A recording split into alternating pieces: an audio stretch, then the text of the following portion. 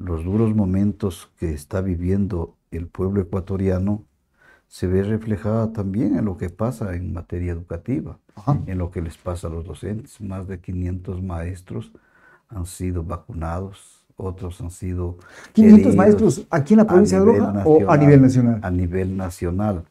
Hay muchos casos que el maestro tampoco los denuncia, porque usted sabe que vivimos en un estado de la más absoluta indefensión. No hay las garantías suficientes como para poder denunciar, ya que el maestro se cohíbe de denunciar ciertos abusos, ciertos atropellos, especialmente porque está en juego también su plaza de trabajo Y su vida también, pues, y ¿no? la vida. Entonces, esto sucedió ya antes de ayer, me parece que se dio un atentado en una institución educativa de Esmeraldas, una Sí. maestra fue baleada y ese es el común de los Acaba de corrientes. renunciar la vicealcaldesa de Durán porque le atentaron contra su local educativo. Entonces, la famosa seguridad, si usted revisa, los medios de comunicación nos informan de que la preocupación que tiene el pueblo ecuatoriano es la falta de seguridad o la inseguridad que se está viviendo. Y en materia educativa, la mayoría de padres de familia tienen que acudir con su hijo al establecimiento educativo y también retirarlo. Eso genera ya una inestabilidad, no Se ha solamente visto, se ha incrementado eso de que van los padres a dejar y a retirar los hijos de las escuelas y colegios, ¿no? es que no hay una confianza ya por las desapariciones de estudiantes, los abusos que se dan, las violaciones, las desapariciones, Esos la son trata de blancas. los ambientes externos. Pero me señalaba, profesor, en algún momento, y esto lo digo con eh, el absoluto conocimiento de causa, que el porcentaje de embarazos no deseados se había incrementado, se habría incrementado en la población estudiantil. Es verdad, porque lo que se está viviendo no es el producto de una verdadera planificación educativa, de una verdadera planificación familiar. Si usted ve que en los establecimientos educativos hacen falta profesionales en los departamentos de consejería estudiantil, más a esto se suma la alienación que está viviendo nuestra juventud por la tecnología y por las diferentes formas de alienación cultural. Y al no tener un modelo específico y una atención en materia educativa, porque no se ejecutan los presupuestos, no se da el mantenimiento, no se garantiza el libre ingreso a los estudiantes, tampoco, por ejemplo, ¿cómo no ver una preocupación hoy si vemos de que casi el 50% de nuestros niños están sufriendo de desnutrición, falta de alimento, aquí hay hambre también? Hay familias que no tienen cómo ya suplir la alimentación, porque póngase usted que Se suspendió el desayuno escolar. no sigue, pero en las mismas características, las mismas condiciones. Lo que cambió fue de administrador. Ah, ya. Pero, Eh, ¿qué es cuál es el alimento que se les da o la alimentación que se les da a los niños por concepto del desayuno escolar? Vea, yo como ya voy 3 años de haber ejercido de mi etapa de docente, porque me acogí a la Ajá. jubilación, ya soy un docente jubilado, pero las información que nos brindan nuestros compañeros maestros siguen siendo las mismas.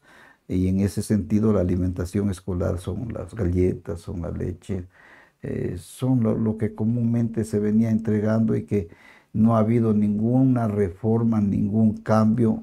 Lo que, como lo dije, han sido las mismas empresas, porque antes yo recuerdo el inicio de mi función educativo, el inicio de mi labor docente, habían instituciones que daban otro tipo de alimentación, habían recursos económicos. Escasa la alimentación y, Con eso no se va a, no se va a convertir claro, y además solamente para niños de 5 años en adelante, porque los que no tienen 5 años no van a la escuela y no pueden recibir no ese puede, desayuno, pues, y a ¿no? veces llevan los niños, los que no quieren llevan para la casa, Así van pues, ¿no? para darle al hermano o al familiar. Hay otros, en cambio, que sí tienen las condiciones como para poder alimentarse. Entonces, Eso no lo reciben. Ahora, profesor, pero se dice y se señala también muchas de las veces de que el problema de la falta de profesores es por la falta de gestión de las autoridades de la educación local. ¿Es cierto?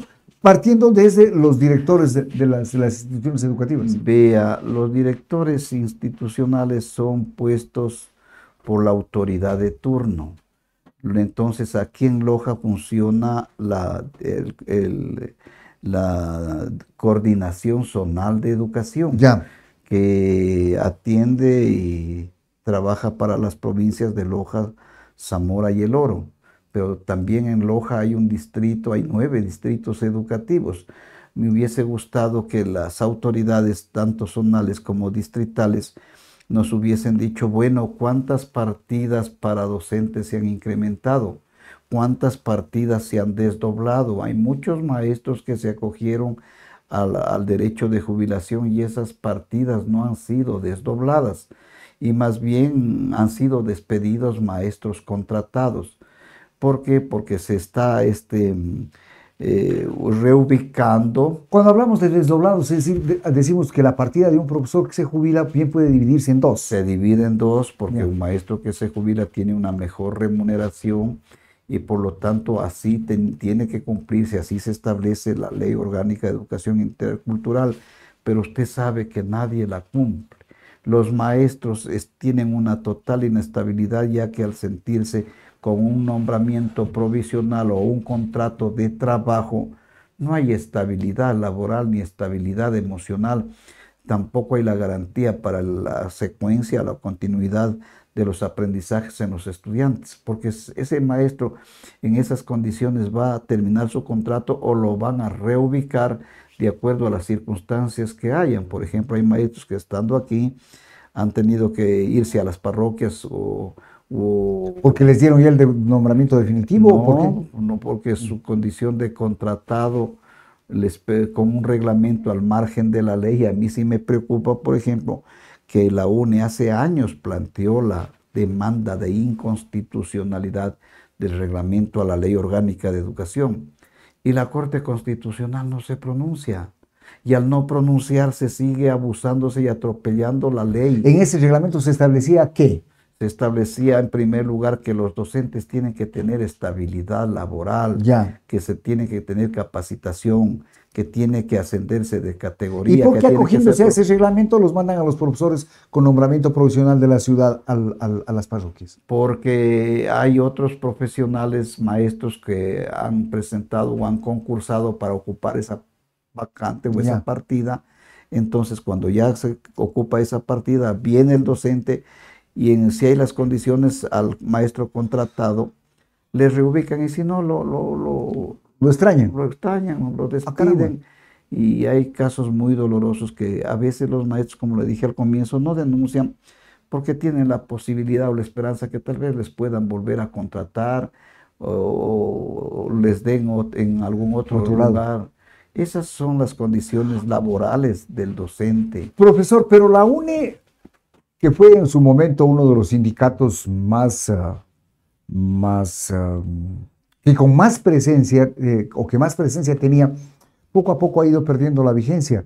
Y en el Ministerio de Educación, o por lo menos para los profesores, no es la única organización que los profesores, la única organización gremial que los profesores tienen. Si usted revisa, pero sí es la única organización gremial de los maestros ecuatorianos que se ha puesto a la cabeza de la demanda y exigencia del respeto a los docentes, a la dignidad y a la profesión docente, viene exigiendo de que se declare la educación en emergencia. Actualmente nuestro presidente de la UNE Nacional está en Ginebra asistiendo a una convención en donde el país ha sido observado porque no se respeta los convenios y tratados internacionales, no se respeta la organización gremial.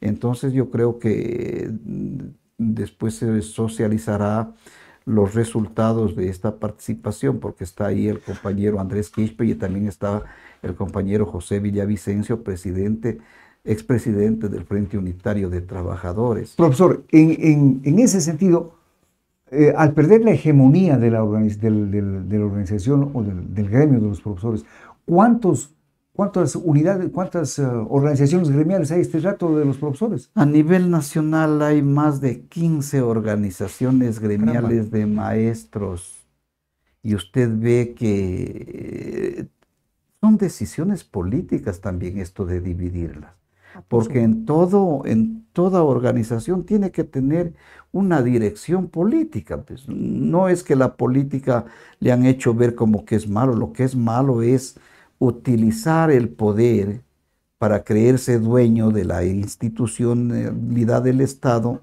para condicionar los cambios, los ingresos, las partidas, o también lo que se está denunciando presuntamente, la venta de los cargos. Pero eso no ha ¿Ah? sido nuevo, profesor. No ha sido nuevo, pero Se viene ya hablando de eso desde hace muchísimo toda tiempo. la vida se ha venido denunciando, entonces no ha variado porque son las mismas prácticas, las mismas políticas, son los mismos sectores que se vienen beneficiando y han hecho del país como que si fuera su casa o su propiedad. Entonces, mientras los ecuatorianos no analicemos, no entendamos de que no estamos viviendo mejores tiempos, estamos empeorando. Empeorando, ¿por qué? Si no se respeta el presupuesto para la educación, si no se atiende la educación, ¿cuál es el resultado? Ya vemos, la inseguridad, la delincuencia. Usted conoce que 4 policías fueron asaltados y desarmados. Entonces, ahora nos van a decir que posiblemente hay que crear una unidad para darle seguridad a los policías. Porque dése cuenta a qué extremo hemos llegado. No, no, estamos, Y eso a estamos, la y dígame un ciudadano indefenso cuando sabemos perfectamente que el Ejecutivo dice que las Fuerzas Armadas es la institución con mayor credibilidad y respaldo, y sin embargo llama a que vengan bases internacionales a instalarse en el Ecuador. De hecho, ya les está dando una bofetada. ¿Por qué? Porque no es que quieren venir a dar seguridad. Eso es otro plan, es otra estrategia. Al firmar, por ejemplo, que no gozan de inmunidad y para que puedan realizar todo este tipo de actos, de allanamientos donde caen moros y troyanos y también se están instalando o puede hacer lo que pasó en Colombia con los falsos positivos, te allanan tu domicilio y aquí no tienes derechos humanos, no habrá libertades y a los maestros también, claro que porque levantamos nuestra voz y levantamos y yo creo que también está el pueblo entendiendo y comprendiendo de la dura situación que estamos viviendo y que se avecina. profesor, pero también hay una gran verdad, cierto o no, existe una, eh, diríamos, una culpabilidad o se le señala como culpable de un deterioro en el sistema educativo al ex MPD, ahora Unidad Popular, porque se decía que tenían el control de la educación en el país. ¿Qué tan cierto es eso? Falso, de la más absoluta falsedad, porque todas las conquistas que tenemos, como el escalafón, como la estabilidad laboral, las vacaciones, el sueldo profesional, no fue arrancado pues por los gobiernos de manera generosa, fue arrancado por una organización que tiene una orientación y un posicionamiento de clase que se diferencia, porque ya si el MPD lo eliminaron del registro electoral y hoy tenemos a la Unidad Popular, le pregunto, ¿cuál es el papel entonces que han jugado el resto de gremios o las políticas que han mejorado las condiciones de vida de los maestros y del pueblo ecuatoriano? ¿Dónde están los resultados? ¿Qué ha hecho, por ejemplo? Dígame, ¿cuántas instituciones educativas se han creado en Loja? ¿Cuántos cupos se han aumentado para las universidades? ¿Cuántas partidas docentes se han conseguido? ¿Quién dirige la educación? El gobierno. Él nombra al ministro o ministra de Educación, a la persona, su amiga o persona de confianza. Él ejecuta el presupuesto. Él nombra al margen de la ley a los directivos institucionales, coordinadores zonales, directores distritales. Entonces, si el Ejecutivo ejecuta, la UNE es una organización social, una organización gremial, claro que tiene que alinearse con las políticas y aspiraciones del magisterio y de la educación ecuatoriana. No podemos estar de acuerdo con que se reduzca el número de partidas docentes para que se abra el gran negocio de quienes comercian con la educación. Cuando la educación deja de ser un derecho, se convierte en un servicio, y un servicio se convierte en un negocio para los dueños. Entonces los países más desarrollados que usted conoce, ¿qué hacen? Invierten en educación, tiene a verdaderos profesionales de la educación ejerciendo la docencia, hay desarrollo, hay progreso y no hay delincuencia, pues no hay inseguridad, no hay crimen. Entonces, si usted va y visita los países escandinavos, los países europeos, no todos, vemos que un maestro es una persona, un verdadero profesional de la educación. Tiene ingresos muy adecuados. En Finlandia, el profesional mejor pagado es el profesor. Es el profesor. Así es. Y no hay una sola institución particular. Sí. La educación es gratuita, porque para eso es el Estado, para garantizar derechos, no es para hacer negocios. Pero los gobernantes, ¿qué van a hacer? Negocios, destruyen lo estatal para privatizar, y ahí están las consecuencias. Mañana nos vendrán que ya se instalarán bases norteamericanas porque se va a combatir el narcotráfico. Pero la gente lo que no está informado es cuál fue el resultado. ¿Qué hicieron los marines en Manta? Vayan y pregunten qué hicieron los marines, cómo abusaron, cómo atropellaron, y con inmunidad nadie los puede tocar, nadie los puede acusar. Es decir, nuestro país se está volviendo a un proceso de esclavitud, de sometimiento y dependencia. Pero hay una gran verdad, profesor. Mucha de la gente dicen, ¿por qué se lo sacó a los marines? ¿Por qué se sacó a la base norteamericana? Es necesario que vengan a ayudar. Y mucha gente está de acuerdo con que se reinstalen bases militares en el país. Por desconocimiento, pues, por la gran información que le venden a nivel nacional. Porque si usted hace una comparación antes de que haya la base de Manta, cuánto era el número de crímenes que se hacía y de tráfico de drogas, y cuando salió la base de Manta también, y durante la permanencia de la base de Manta, ¿qué es lo que pasó? Disminuyó la delincuencia. Se triplicó en el caso de las muertes en Usted debe entender, yo que tengo amigos, inclusive he estado en Manta, y la información que se recibe en el sitio, dicen todo lo contrario. Colombia tiene 7 bases. Sí, señor. Sí, y sigue produciendo droga. Algo está mal. Ya ve. Entonces el mal no lo están combatiendo por la causa, sino por los efectos. Y pregunto, Alonso, ¿usted tiene conocimiento bajo qué condiciones viene la base de Manta? No. Ha sido socializada. Vamos a ver qué garantías exigen, porque usted sabe, por ejemplo, lo que está pasando en la guerra en Croacia con Rusia. Entonces ya le ponen precio, va a dividirse el país, y más tarde dirán, bueno, tanto tenemos aquí invertido los americanos o los extranjeros, tenemos minas, tenemos contratos, tenemos el petróleo, tenemos la electricidad, tenemos telecomunicaciones, entonces ya somos dueños. Y el que me protesta, para eso el gobierno ya firmó el decreto ejecutivo, ¿para qué? A punta de bala se disuelva las manifestaciones. Una cosa parecida sucedió en la invasión de Afganistán, cuando fue el ejército norteamericano. Una de las empresas beneficiarias de la reconstrucción de Afganistán era la empresa del vicepresidente de los Estados Unidos, de Cheney, con un contrato de alrededor de $300 mil millones, ¿no? Y así es, destruyen para someter. Y luego ganarse el contrato de reconstrucción. Nada es gratis. Pero, la guerra de la independencia tampoco fue gratis. Así es. Así es. Profesor, pero hay algunas cosas que son interesantes y que hay que conversarlas.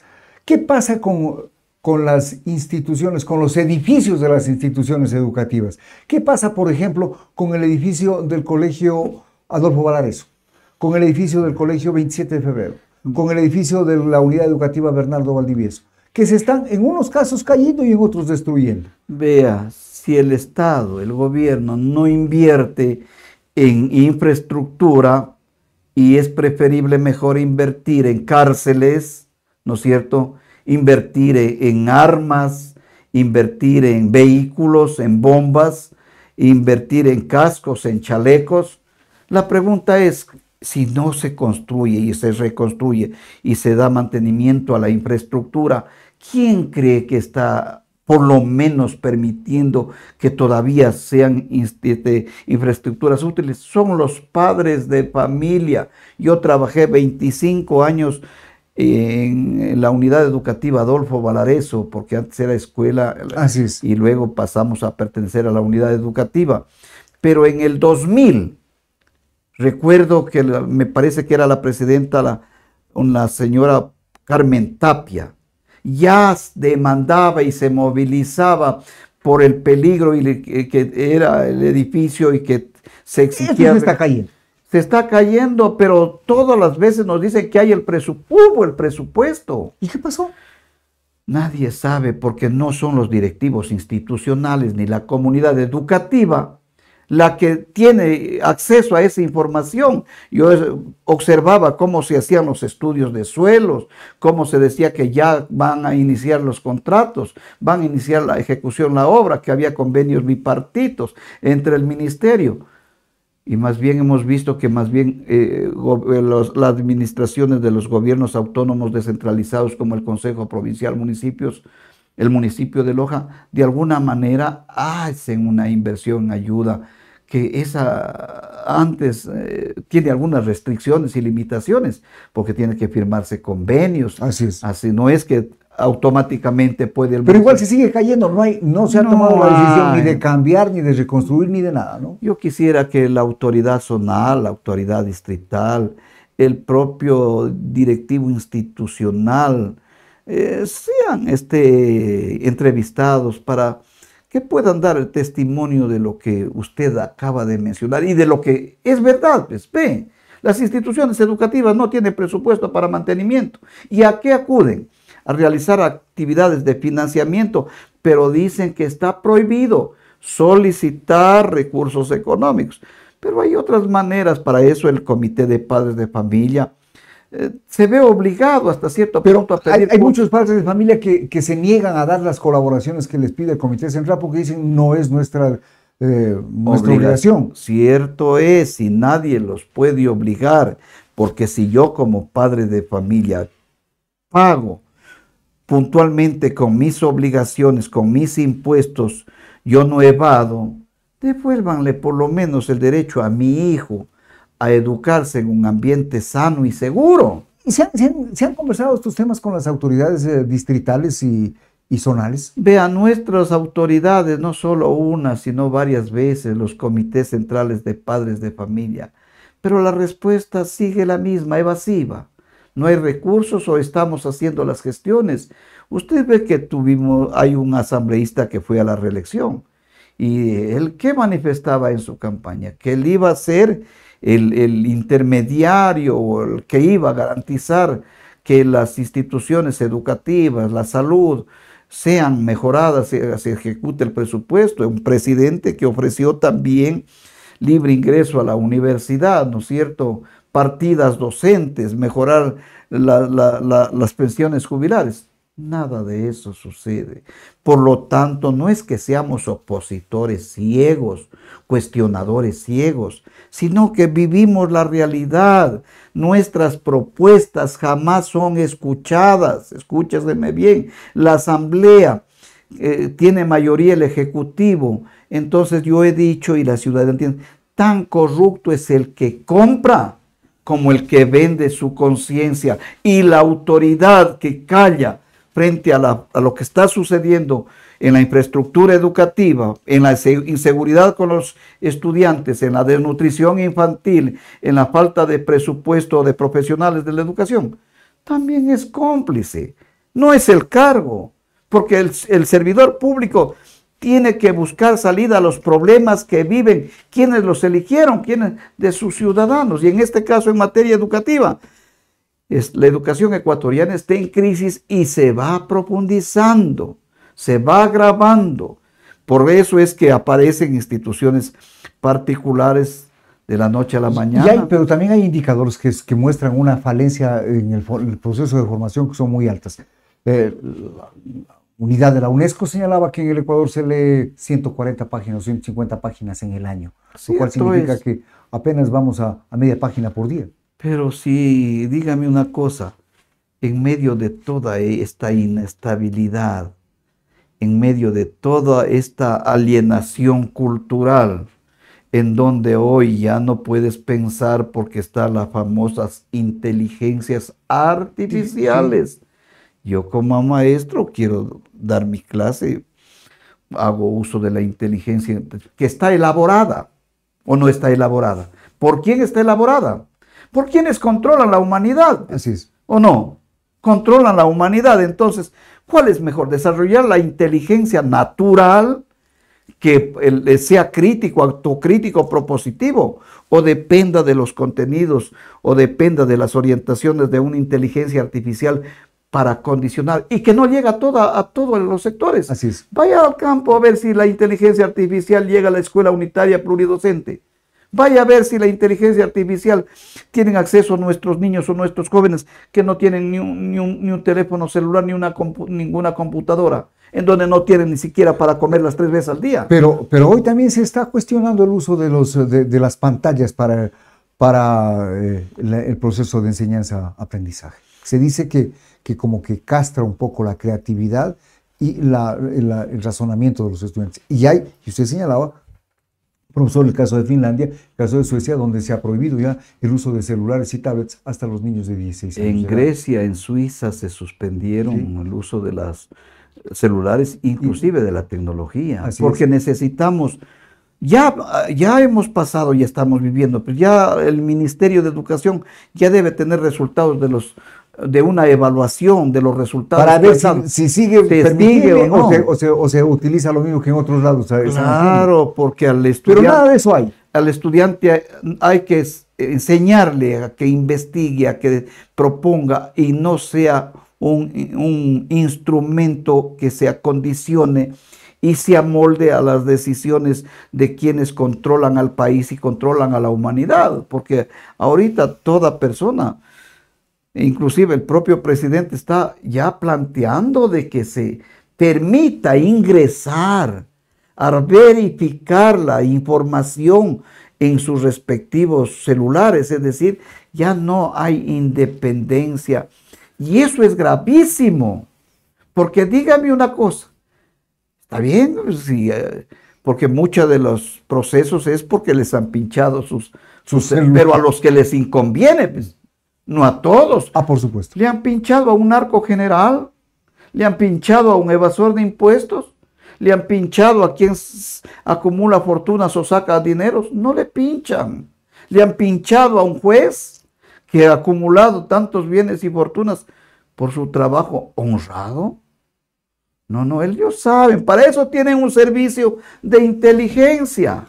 Profesor, ¿qué mira al futuro? ¿Cómo otea el horizonte? Si los pueblos, los que sentimos la crisis en carne propia, no nos unimos, no nos organizamos, no defendemos, vamos a un proceso de esclavitud, tanto en el orden político como tecnológico, pero también vamos a vivir procesos durísimos de represión y de brutalidad. ¿Por qué? Porque las condiciones están dadas. No quieren oposición. No quieren que los campesinos defiendan su tierra, su agua, su naturaleza. Ellos quieren, entonces, ¿qué quieren? Imponer la minería como les da la gana y sentenciarlos y acusarlos de terrorismo y hasta cierto punto liquidarlos. No quieren que nuestros dirigentes sean escuchados y planteen sus propuestas, por ejemplo, en materia educativa, en seguridad social. La seguridad social está colapsando y va a colapsar si es que los afiliados y jubilados mantenemos indiferentes y egoístas con nuestros propios derechos. Por eso es que el 28 de junio va a haber un encuentro en defensa de la seguridad social, porque le han metido que la seguridad tiene que privatizarse. Entonces, al privatizarse solamente tendrán, ya vivió lo que los chilenos, hoy los argentinos, vea cómo le reprimen a los argentinos, a los jubilados. A los jubilados. ¿Ya? Entonces, creen que lo privado es mejor Entonces, ¿por qué los privados no dejan el poder y se van a administrar sus empresas y andan detrás del control del Estado? ¿Para qué? Para beneficiarse ellos, sacarles tajada, meten aguja y sacan barreta, dice la sabiduría popular. Ya viene un estiaje. A ver, ¿qué han hecho por mantenimiento, por construir, por reconstruir, por plantearle nuevas alternativas de servicio eléctrico? No, pero está lista las privatizaciones. Ya se quemó la refinería de Esmeraldas, ya no refinan el petróleo. Seguramente ya están listos los importadores de combustibles y también la electricidad estará lista para pasar a manos privadas, porque el Estado, según los administradores, es un mal administrador. Entonces habrá que darles las termoeléctricas, las hidroeléctricas, los parques eólicos al sector privado. Entonces deja de ser una área estratégica y se vuelve un negocio para los famosos inversionistas, los famosos visionarios, en donde los gobiernos les dan a los clientes y las ganancias seguras.